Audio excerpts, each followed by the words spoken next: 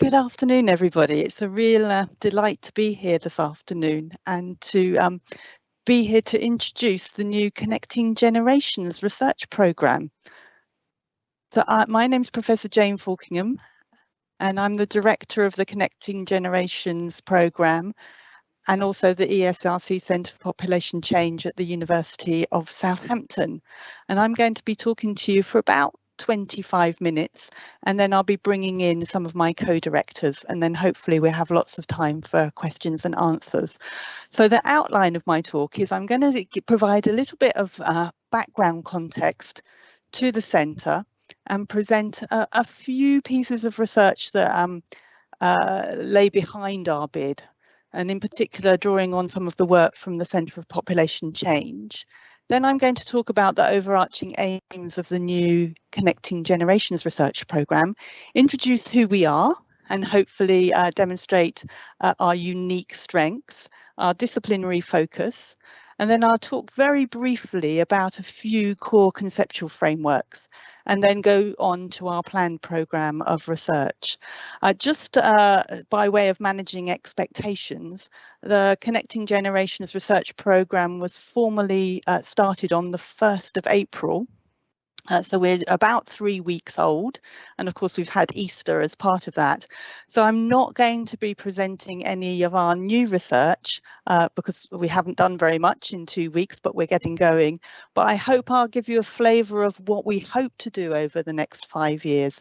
And then I hope you will all sign up for our mailing list, and then we can keep in touch with you and we can tell you all about things as they develop. So the main aim of the centre really is to look at the connections between generations and how these connections are shaped and formed and how they change. And I think we all know the importance of generations. Different generations provide financial, emotional and practical support to each other across different stages of their lives. So starting from early childhood, but then moving right through across the life course. Of course, one of the pieces of research that we did in the Centre for Population Change was looking at young adults returning back home, the boomerang generation. The work that I did with Professor Anne Berrington is probably one of my most widely cited papers. Thanks, Anne, for that one. And Anne's just brought some of that research up to date fairly recently. And this graph just shows you the percentage of young adults who are living with a parent and how this has changed between 2000 and 2020. And you can see that actually 50% of young adults are still living at home at age 23. And indeed, young adults leave and then keep coming back. So we're seeing adult parents continuing to provide support to their adult children way into the 20s and even in the 30s. Another piece of research from the Centre for Population Change is looking at care at the other end of the life course and thinking about the provision of care to frail elderly parents. This graph just shows you some data from the census and the question on caring in the census and how that changed. And I think one of the highlights for that was really identifying that actually the vast majority of informal care is actually being provided by people in midlife to their older parents, and caring peaks in midlife. And adult children are providing a whole range of support to their parents. And again, this comes from research from the Centre for Population Change with my colleagues, Maria Evandrou and Athena Vlacantoni, and this was with Madeline Gomez-Leon, who's now in Barcelona. And we looked at the types of care that were provided to parents, seeing how it varied between instrumental care, emotional care, and also very personal self-care. And we also looked at reciprocity. And very interestingly, in one piece of work that we did using one of our wonderful data sets that we have available to us in the UK, which follows people across time, is we found clear evidence of reciprocity. So adult children at age 50 were much more likely to be providing care to their parents in later life if they had in turn received care from their parents when they were younger. So this work sort of laid the foundation for thinking about support between different generations. And moreover, just thinking about midlife, demographic changes have led to the fact that many more midlifers are now finding themselves what we termed caught in the middle, i.e. those people having at least one parent alive and also having one grandchild alive. And this data just comes from some research that we were doing across Europe using the wonderful SHARE data, which actually was showing that in France, for example, around a quarter of those 50 to 69 have at least one adult parent and one grandchild alive. So the past 30 years have seen widespread changes in economic, social, and family life. And the new Connecting Generations research programme will be looking at how these changes impact on generations. I'm just going to focus a little bit on changes in family life, and then one of my colleagues and co-directors, Professor Mike Brewer at the Resolution Foundation, will mention a few other changes in economic life. But just thinking about family life, one of the big changes over the last 30, 40 years has actually been the changes in partnership behaviour. And this graph, taken from data from our partners, the Office of National Statistics, shows the decline in partnership. So by age 50, 1/5 of men and a quarter of women born in the 1970s have not married by age 50. So we've seen big shifts in partnership and in formal marriage, but also in forming cohabitating unions. We've also seen changes in fertility. And 1/5 of those women born in the 1960s were childless at the age of 45. As demographers, we tend to take age 45 as the upper end of the childbearing period. Of course, people can give birth beyond age 45, but as a cohort as a whole, it's likely that childbearing is almost complete by that time. Of course, as well as a rise in childlessness, it's interesting if we look at the other end of this table that we actually still see that actually 10% are still having what we would term large families or have 3+ births. These changes again impact on the relationships between generations. Going back to the research that I showed you with my colleagues Maria Evandro and Athena Flacantoni, we looked at how the receipt of formal care is associated with the availability of adult children. And you can see from this graph that actually, if you have children, you're much more likely to be receiving informal care than if you don't have surviving children. But equally, conversely, you're much more likely, if you have no children, to be receiving formal care. So if we just take those women who were born in the 1950s, 60s and take them forward in time, and we look at projections of childlessness going forwards, we can see that actually by 2040, 2050, we're going to see significant rises in the number of women who are childless at age 80, which has very important implications for policy. And in fact, this slide was shown at a recent event where we were talking to senior policymakers in Westminster around the long-term care debate. Another important change has been the changes in mortality. And it's not often that demography makes it to the front pages of National Geographic or Time magazine, so I thought I'd just share with you this slide. But actually, the work I'm about to show you was also inspired by a conversation that I had with Professor James Vopel about in 2013, 2014. And Jim, of course, was the founding director of the Max Planck Institute for Demographic Research, but he was also the inaugural chair of the Centre for Population Change Advisory Board. And for the demographers who are online today, I'm sure all of you are aware the sad news that Jim passed away just a few weeks ago. And we look forward to celebrating his birthday with colleagues online in a few days' time. But Jim, you've inspired all of us, many of us, and we will miss you very much. So it was in a conversation with Jim that we were talking about how improvements in mortality are changing the way we might think about old age.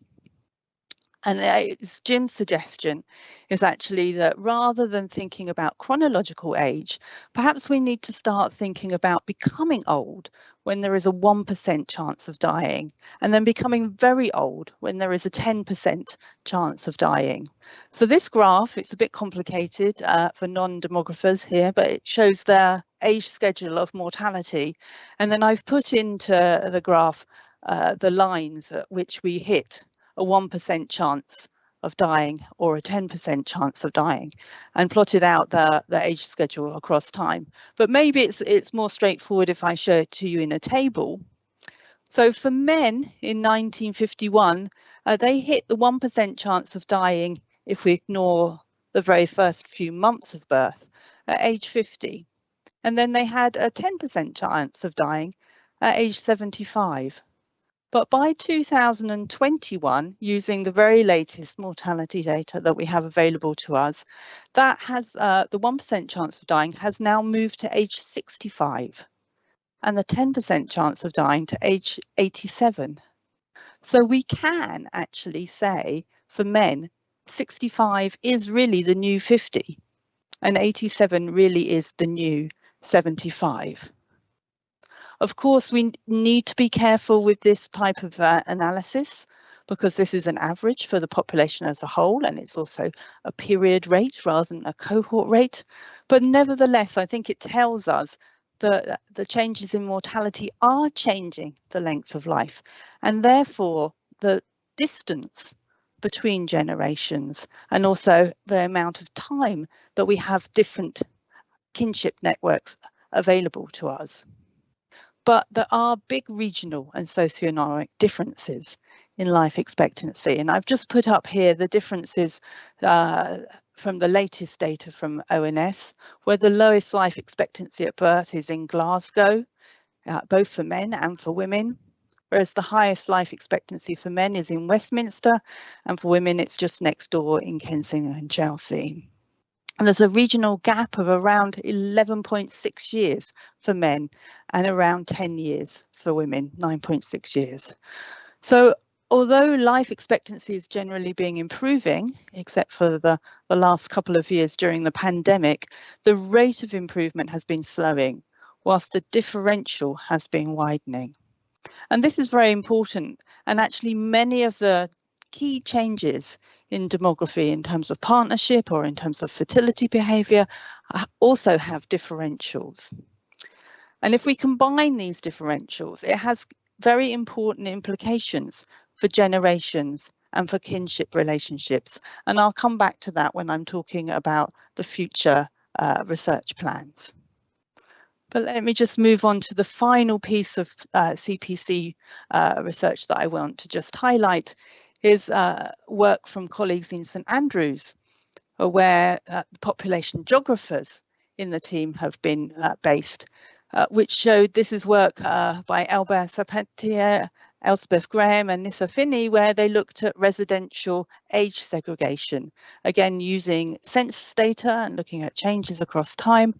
And they found that actually age segregation has increased over the last 20 years. What does that mean? It means that the age groups tend to live in different areas. And that polarization has implications for voting patterns. It has implications for all sorts of relationships between generations, and implications for social cohesion, which again is something that we're going to be looking at going forward. And of course, these issues have been thrown into sharper focus by Brexit and also by the pandemic. And I'm not going to focus today, that will be a whole other set of research and findings, but just to highlight that we have been very busy during the pandemic, looking at how the pandemic has been impacting upon population change and upon generations and the support between the generations. And of course, we are now at the brink, I think, of a recession. And certainly the last 2 to 3 months of putting that into sharp focus. So perhaps it's not just Brexit and COVID, but it's also the changing economic position of the country and entry into a new recession. And I think there are real questions around whether we're seeing the ending of the Bank of Mum and Dad, for example, and the replacement of the Bank of Mum and Dad with the food bank. So we'll be looking at all of those things, and also against the wider global context of environmental degradation and climate change. We are also very mindful that the benefits for present generations may stand in conflict with the inheritances of future generations, which will have complex and far-reaching implications for generational fairness and intergenerational justice and solidarity. Thus, the new Connecting Generations research programme aims to examine the ways different generations are connected and how these connections shape and are shaped by social, demographic and economic change. And we're aiming to provide new knowledge on critical policy relevant questions, including fairness between generations at the macro level, community cohesion between younger and older people at the meso or community level, and flows of support between individual family members at the micro level. What is the Connecting Generations partnership? Well, it's a real delight that the 3 partners from the Centre for Population Change are continuing to work together. That's the University of Southampton, St Andrews and Stirling, but we're really delighted to be joined in the Connecting Generations partnership with Oxford University and the Leverhulme Centre for Demographic Science, and also the Intergenerational Centre at the Resolution Foundation. And we are continuing to work in partnership with the Office for National Statistics and National Records of Scotland, but we're also delighted that we have a new community-based partnership with the Intergenerational Living Innovation Hub at Clankmannanshire Council and Stirling Council, and we're also going to be working in close partnership with Southampton City Council. So a lot of logos on that slide, but I hope it demonstrates the strengths of the groups that are coming together in the new research partnership. And what those different groups bring are strengths in different disciplines and different approaches to looking at the problem. So I think running through the core, of course, it remains our strengths in demography and in population change and in gerontology, but we're also increasing our firepower in economics, in sociology, in geography. We're bringing in expertise in genetics and in data science, and also in modelling and computing. So really excited to have this range of disciplines coming together.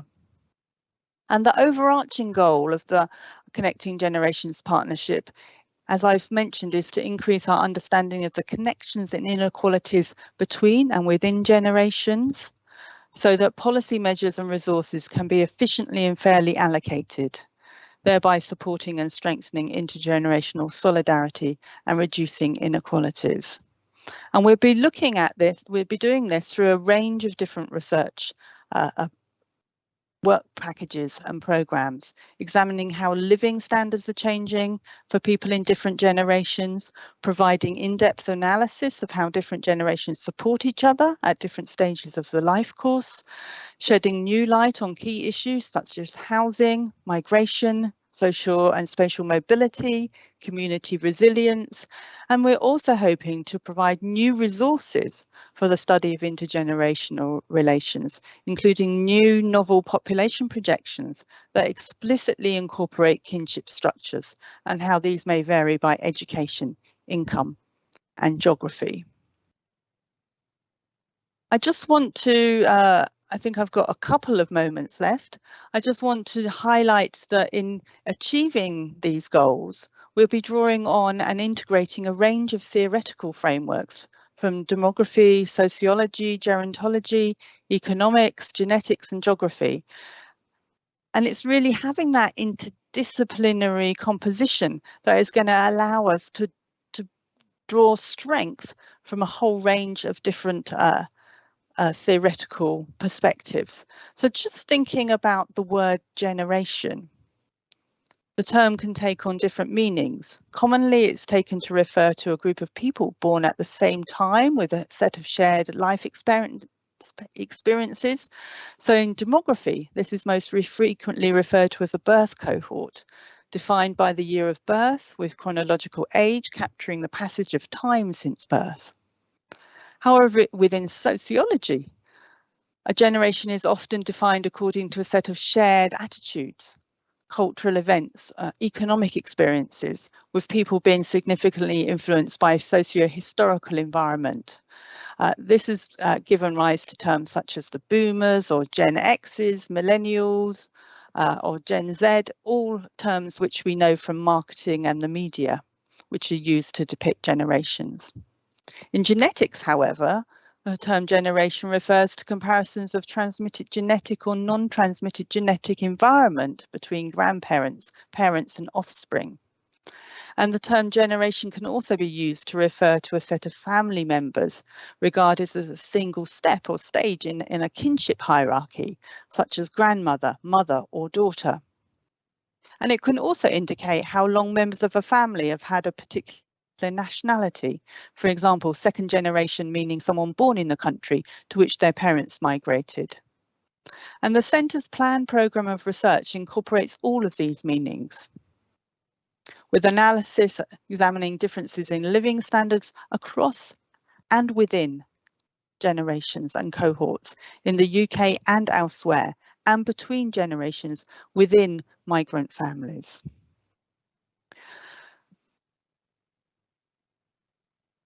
The experiences of different generations or cohorts are shaped by the interaction of age and period or time effects. And this is very usefully illustrated by the application of a Lexus diagram, which is a widely used tool within population sciences.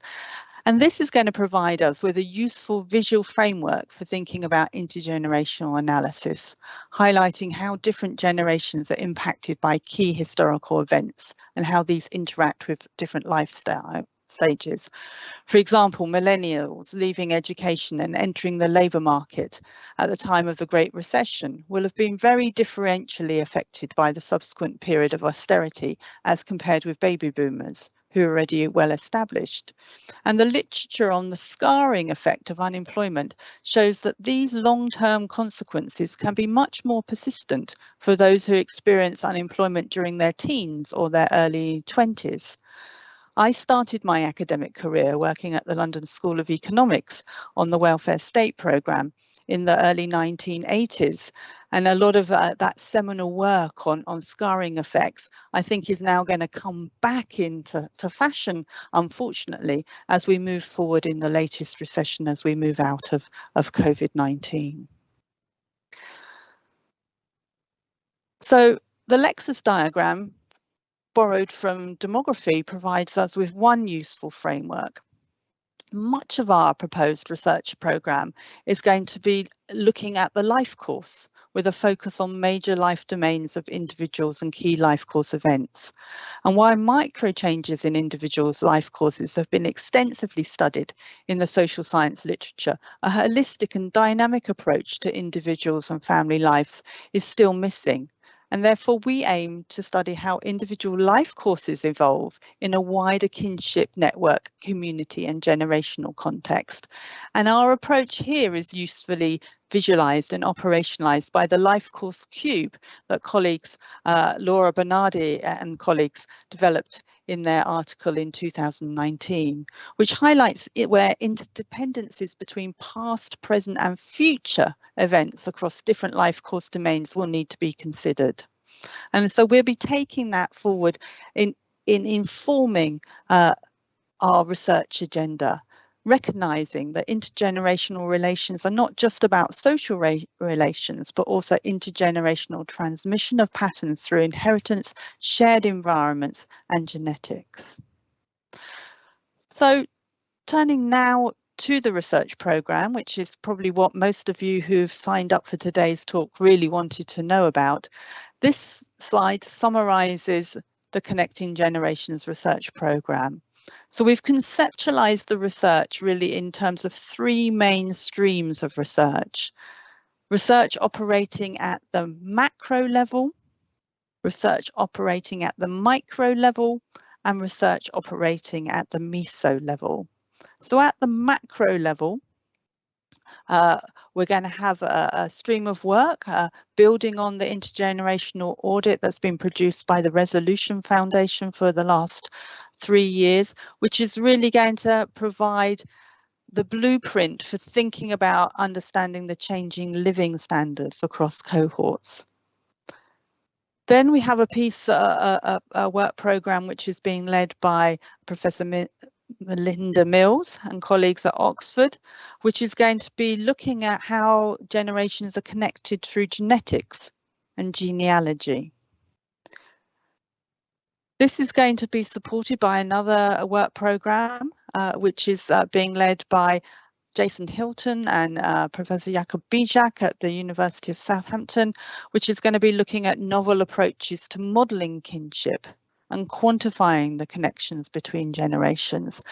And then overlaying that, we're going to have work which is bringing a spatial dimension to this modelling and connecting generations across geographies, which is going to be led by colleagues led by Professor Hill Kulu at the University of St Andrews. But of course, all of this research is going to be interconnected, and all of those work packages will be working closely with each other and talking to each other as we move forward. Thinking at the micro level, we're going to have a range of research which is looking at changing flows of support across the life course and at different stages of the life course. So transitions to adulthood and the buffering effects of intergenerational support. So thinking there about a bank of mum and dad, or how that is changing across time, how families are helping with housing or not, as the case may be. And this research is being led again by Hill Kulu, but also with Professor Anne Berrington at the University of Southampton and other colleagues. And then we'll be thinking about reproductive strategies and families and intergenerational exchanges, building on the current research, again, within the Centre for Population Change around fertility and thinking about future fertility. A whole tranche of work looking at work-life balance, employment and caring responsibilities in midlife, led by Professor Maria Evandrou and Professor Athena Vlacantoni and myself, and then also thinking about intergenerational flows of support in later life, bringing in our colleagues at Stirling University and Professor Alison Bowles in particular. Again, well, of course, all of these things are not isolated from each other. So different phases of the life course aren't that neat. And in fact, as I talked about earlier, in terms of we see reciprocity at different stages of the life course. So we will be making sure that we talk to each other, and our research is informed by the findings from each of the different work packages as we move forward. Then finally, the last tranche, last but by no means least, we have about, I think, 5 or 6 projects planned in the migration space. So colleagues at the University of Southampton, Professor Jackie Warber and Corrado Giletti, are going to be continuing their work looking at migration and intergenerational relations there. So too will colleagues at the University of St Andrews continue their work looking at migration. David McCullum in particular, I think, is planning a piece of work around social mobility and migration and how these things are connected to each other, and social and spatial mobility within and across generations. And then Professor Nissa Finney is going to be building on that work that I identified earlier around age segregation and digging much deeper into community resilience and social coherence. And then finally, we also have, as I highlighted a little bit earlier when I was talking about the intergenerational living lab in the Clackmannanshire City deal, we're going to be working very closely with that innovation hub to actually put some of our research findings into practice in a living lab way, and try to actually understand how research can move forward into practice in the regional case study. And of course, cross-cutting themes across all of our research is going to, the theme of understanding inequalities is going to be a critical cross-cutting theme. Also understanding the impacts of COVID-19 and Brexit, and now as we unfortunately move back into recession and austerity, again, that will be a cross-cutting theme. And then we are deeply committed to making sure our research contributes to change. So working with users and trying to identify the implications for policy and practice in everything we do. So I'm going to stop sharing my screen and start and bring in my co-directors, if I may.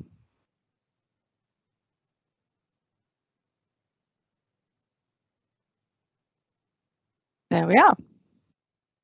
So by magic, by the power of magic, two of my 5 co-directors are joining us today, Professor Hill Kulu and Professor Mike Brewer. I also have apologies from Professor Alison Bowles, Melinda Mills and Maria Evandra. I think Alison and Melinda are with us online but not on screen. Both of them had other obligations that meant they were unable to join us on screen. But Mike and Hill, I think Mike, I was going to turn to you first just to say a few words. Thank you very much, Jane.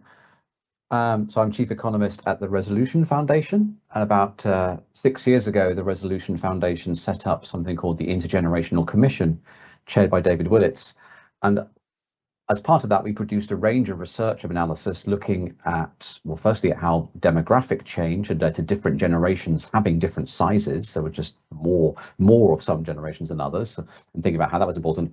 But much more topically, I think we looked at the extent to which differences in living standards have been emerging between different generations. Since that commission existed, we now have the Intergenerational Centre at Resolution Foundation, which has been set up as a home for this analysis and policy thinking, looking at living standards through an intergenerational lens. And the most important generational point about living standards can be shown in my next 3 charts. So just as Jane did, I'm going to show you charts which look at sort of outcomes, how outcomes change as people age for people in different birth cohorts. And this one looks at real hourly wages. So adjusted for inflation, what's the median hourly wage? And in the middle of the chart, you can see the experience that was typical for most of the second half of the 20th century. So each successive 5-year birth cohort had hourly wages that were higher than the cohorts before them at the same age of their life. But this pattern then begins to reverse for those born after about 1980. So those born in the late 1980s, if you peer at the graph very carefully, have always had real hourly wages that are lower than those born in the late 1970s, for example. The next chart then shows what that means for household income. And here there is a similar pattern. During the late 20th century, each cohort had a household income that was typically higher at the same age than cohorts that preceded it, but that kind of breaks down for the younger cohort. It's not quite as strong, and the reason it's not quite as strong a breakdown is because of one of the charts that Jane showed, that younger people nowadays are more likely to live with their parents, and so that boosts their household income. So one of the responses to being paid a low wage is to delay the age at which you leave the parental home, but that actually tends to keep your household income fairly high. But as well as being affected by the slowdown in wage growth since the mid-2000s, these most recent generations have also missed out on the surge in wealth, and that's shown in my final chart. And we know that the surge in wealth in the last sort of 4 decades has been driven not by people actively saving, but mostly by capital gains. The stuff we own has just become more valuable. And that means that most of the extra wealth generated in the economy over the last 4 decades has gone to those who had some already. And this is shown particularly clearly if we look at home ownership. So again, the chart shows what fraction of population own their own home by age for different cohorts. And for the early cohorts, so cohorts born up to and including those in the 1950s, there was clear generational progress. These cohorts were all more likely to own their own home than earlier cohorts at the same age. But that broke down. It's not true for those in the 1960s, for example, that they are less likely to own their own homes than those born in the 1950s, and it's clearly gone into reverse since then. And if you look at the chart and look at the legend, you can see that those born in the 1980s, they are following the home ownership track of those born in the 1930s. So those are the three key charts looking at economic outcomes and how they're different for different generations. But the agenda of us at Resolution Foundation is not all about the boomers doing well and millennials suffering. In our most recent work, we've shown how the labour market changes in the pandemic have been much worse for older people than for younger people.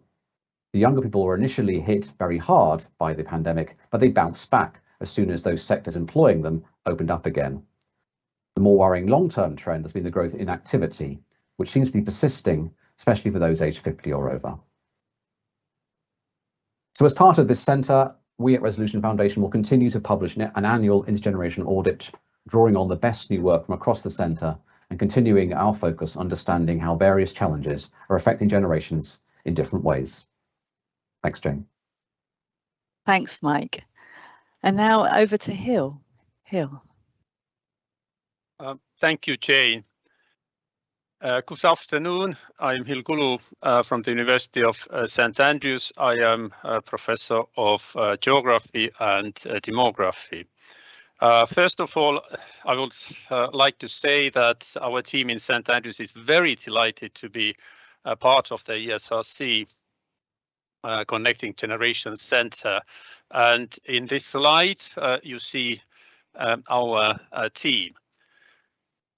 How will the team in St Andrews contribute to research on connecting generations? Next slide, please. Let me begin with an example.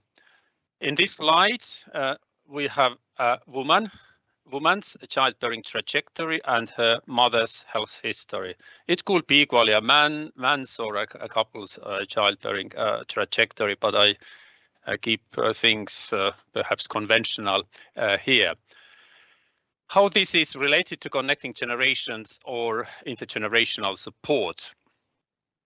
When a couple has young children, her mother and also father may provide childcare or other practical support, for example, cooking and cleaning.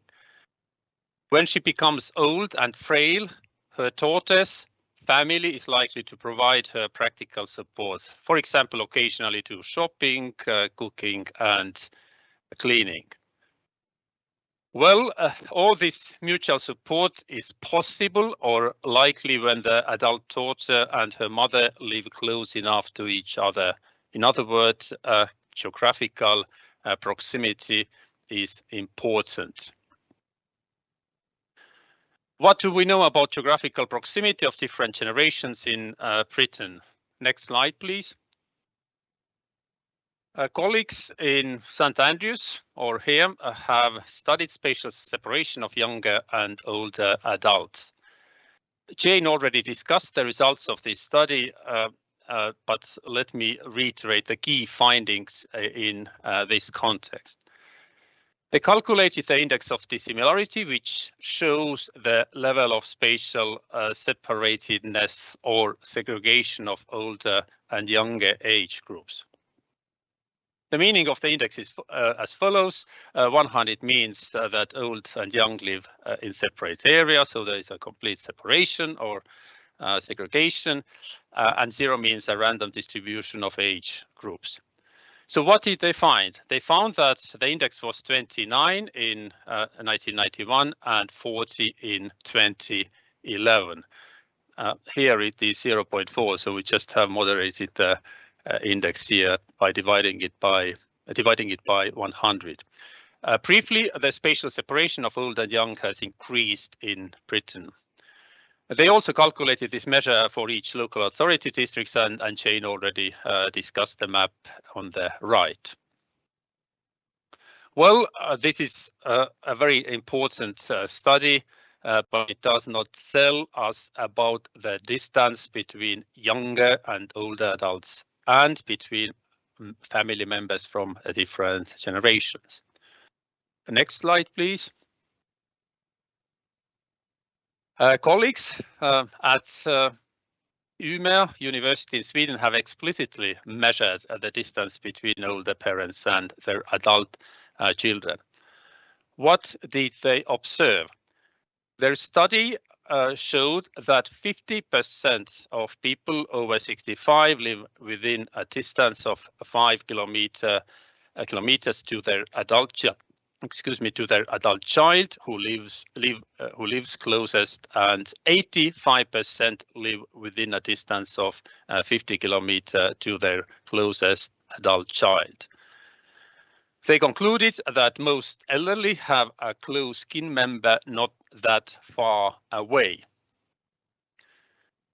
Do the children also support their parents? Next slide, please. Colleagues in the Netherlands at the University of Groningen investigated the effect of distance on practical support that elderly received from their children. Practical support is defined here as helping with shopping, cooking and cleaning. Their figures show that practical supports elderly parents receive from their children depends on the distance between parents and their adult children. We see in this figure a clear linear relationship between the distance and support. In other words, the closer the child lives, the more likely that an elderly parent receives practical support from them. So the distance of 40 to 50 kilometers may not always be sufficient that the child will help you in your daily or weekly activities. Of course, distance may also be, the meaning may change across countries. We have to be cautious here. Well, I hope that these studies demonstrate that mapping and analyzing of spatial patterns of family networks is an important task, and this is what we plan to do first. With colleagues from Southampton, we also plan to investigate how the distance will influence intergenerational support in Britain and how intergenerational support or the lack of it will influence childbearing patterns. This is the contributions St Andrews is going to make. So thank you very much indeed. Back to Jane. Thank you, Hill. So I hope this has given people a flavour of the different types of research that we're going to be embarking on over the next 5 years. And I'm just really excited to be working with this group of people where we're bringing together strengths from across the whole range of social sciences together. Please, if you have any questions that you want to ask us, put them into the Slido, and they are coming through to me as we speak. So we've got a number of questions coming through, one of which is from Selçuk Beduk, who says, what type of data will you be using? Does it include administrative data? And if so, what kind? Perhaps we could start with Hill on that one and then move to Mike, and then I can add. So Hill, what type of data will you be using in your research? Yes, thank you very much for this question. That's an excellent question. We have to use what we've got. And what we've got in the UK is that we have census data, and census data provides us the opportunity to look at multi-generational households. You know, but this is only provides us a certain type of kind of information about proximity of a very small group of population. What we want to do also, we're planning to look at UK household longitudinal study and some other survey data which have information on certain some information on distance between non-residential family members. For example, for understanding society, we know the distance actually measured in traveling time between children and grandparents. So this provides the opportunity to study whether parents provide childcare, and also whether providing childcare on, for example, first child increases the likelihood of a couple having another child. And there are also, of course, Jane probably can talk more about the old age care, and there are other services which provide this type of information. But we have a little bit more ambitious plan, and the more ambitious plan is to build up family networks, which includes as many possible non-residential family members as possible. Yes, and we probably need to turn to our colleagues in Nordic countries and use their data, particularly from Sweden and Norway, in order to do these kind of mappings, and then see perhaps how we can, at least some part, we can do some comparative research also based on more limited data from the UK. So thank you very much indeed. We wish the data would be better, but this is what we have. Thanks, Hill. And Mike?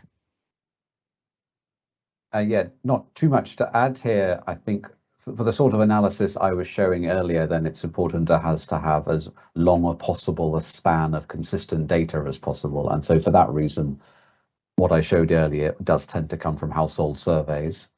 I think across the Connecting Generations team, we're missing the two people who are using the most innovative, most exciting data, but maybe Jane, you can cover that. Thanks. Yeah, so I think, well, first of all, I'd just say we're very fortunate in the UK to have really, really strong household survey data, both cross-sectional and also longitudinal. And we will be making the most of our birth cohort data. So in the UK, we have data on birth cohorts born in 1946, 1958, 1970, and the millennial cohort. And then we also have other data sets in between. But our traditional data is going to be supplemented with some really exciting analysis using genetic data, using a whole range of data sets, but not least there's data is now increasingly becoming available from some of the genealogy data sets. So I think we've all watched Who Do You Think You Are? And people are becoming increasingly interested in their histories. And as people are starting to, some people, when they are taking some of those genetic tests, which you see now coming through on some of the Who Do You Think You Are programs, people are giving their permission for those data to be used in an anonymized way. And so we will be able to be building up some networks using that kind of genealogical data, as well as also looking at genetic data from some of the big biobank data sets. And that's really being led out of the Leverhulme Centre for Demographic Science. And then in Southampton, our colleagues who are in the modelling team will be taking the very best data that we can get and actually doing projections forward in time around different family structures and kinship connections. So a whole range of data. We are also going to be using qualitative data as well. So I've been concentrating on the large quantitative data, but a number of our projects are aiming to collect in-depth qualitative data, which gives us insights into people's behaviours and choices on why people do what they do. And we have got funding for 2 rounds of information collected in the Mass Observation Project, which for those of you who are familiar with it, this is based at Sussex University, and it's actually invites people to write their diaries or to write narratives around particular topics. And we have funding to be able to go out and work in collaboration with the Mass Observation Project as well on a couple of key areas of inquiry, which will be identified as we go forward. I hope that answers your question. We will be linking where relevant to administrative data. And of course, the power of administrative data linked to census data or linked to household survey data, I think we're only now starting to really get to grips with how powerful that can be. For example, linking the pupil census data to understanding society or some of these other things. But where relevant, we're open to suggestions, and we'll be very happy to work with people who have insights into the sorts of data that might shed interesting light on some of these questions. Jacqueline Reed, you've asked, does our data take account of the fact that more people with parents and grandchildren will also be working due to the higher state pension age? And yes, absolutely, that is one of the issues that we will be looking at. So we'll be, one of the areas of inquiry is actually thinking about how different roles compete with each other. So economic roles, social roles, family roles and responsibilities, and how these things interact with each other. So thank you for that question. Steve Smallwood is asking, is part of the project to look at where estates are left when people die if people do not have children? Has anyone looked at this already? I'm not aware of anyone who's looked at this already. I'm looking at Mike and Hill. No? But great idea, Steve. So maybe we could take that offline and follow up and have a conversation about it, because certainly we are interested in inheritance and thinking about the role of inheritance. So thinking about the role of inheritance when people don't have family, I think will be an important area to look at that. And Anne has actually answered your question, I think, in the questions as well. Anne Barrington says CPC has been funded to field a UK version of the Gender and Generation survey. And I'm not sure if there's a question on that in the Gender and Generation survey, but if there is, this data will be being utilised as well. Camilla Gibson says, are you looking at how virtual interaction can play a part? Anyone want to take that question?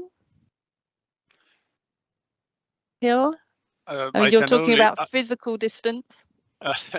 I can only reiterate what Jane already said, that there seems to be lots of interesting guidance which we could consider using, and certainly considering emotional and psychological side of support, virtual connections are very important. So that's probably everyone agrees with that. But we are also interested beyond that, which virtual connections cannot always work. Virtual connections cannot always help. Yeah, thanks. And we've got a question from Sam Toolan. Are grandmothering need and older woman's SES negatively correlated? And is this correlation strengthening? Let me try and unpack this a little bit, Sam. So are you saying that the need for grandparental care, is that related to SES, and how is it correlated? I'm just trying to think a little bit. So certainly we know that the timing of fertility is related to socioeconomic status, and so we know that probably women with degrees, for example, are going to be older grandmothers. They're going to be older by the time they become grandmothers than people who only have secondary school education only. And so in some ways, the conflict between grandparenting and work may be different depending on socioeconomic status, but also the opportunity costs of that work may also differ by socioeconomic status. So I'm not sure that grandmothering need and SES are negatively correlated, but there is a relationship between the ability to provide grandparent support and socioeconomic status, and it's tied up both with the timing and the distance between the generations, and also the opportunity costs of doing so. And again, I think this is something that the centre will be wanting to shed more light on. I don't know if any of the other colleagues want to come in on that. Hill. I can only add that just take that point of view, the distance point of view,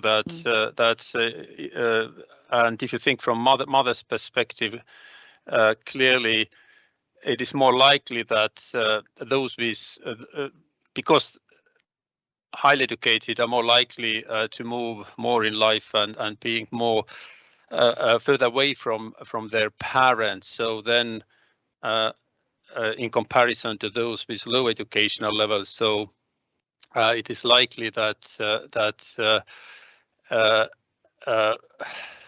to say, I would say in this way that low educated mothers are more likely to benefit from childcare from grandparents because they are living closer to grandparents, and perhaps this may a little bit compensate their low income. In other words, the help which comes from grandparents, so compensate their low income. So that might be also one thing which we're interested in to look at. But as Jane said, there is also the aging or demographic side also this dimension. We can consider them both simultaneously. So very interesting question, yes. Yeah, thank you. Very interesting question, which actually I think goes a long way to illustrate why the Connecting Generations Research Partnership is needed and the strengths of the research partnership, because in answering your question, we've touched upon demographic change, we've touched upon spatial distances, we've touched upon socioeconomic changes, and actually unpacking all of these questions is going to require lots of different perspectives to come to play in answering a single question. So thank you for the question that actually illustrates why we need all these different disciplines and why the teams that have been brought together in the centre hopefully will be synergistic and will allow us to push forward and answer some of these very tricky questions that seem straightforward but actually have very complex answers. And Alison Bowles has just added into the chat that, of course, we'll be looking at qualitatively at digital inclusion, just going back to the previous question around connectivity and digital connectivity. So I think we're almost time up. So I just want to say thank you, everybody, for joining us. This is our first Thought Leaders Talk, and wasn't really a Thought Leaders Talk at all. It's just an introduction to the work of the centre, but we do want to bring together the thought leaders who are working in this area, again from across a wide range of disciplines. And so we do have a number of talks planned over the coming 6 months, and I think that we have a slide that will just give information on the next talk which is coming up, which is Professor Bobby Duffy, who will be talking at the Resolution Foundation on the 6th of July. And then we're delighted we'll have Dr. Jenny Bristow, who is a senior lecturer in sociology, and she'll be talking at Southampton on the 19th of July. And then in October, we're really delighted that we have Professor Maria Grasso, who's Professor of Political Science and Political Sociology. And I think, again, she will be talking to us probably remotely at that one. So, but we are aiming to have a whole range of talks which are available face-to-face and hybrid and remotely. And please do sign up to our mailing list, and we will keep you informed of everything that's going on. But thank you for joining us for the launch today, and I hope you're all as excited as we are. Thank you.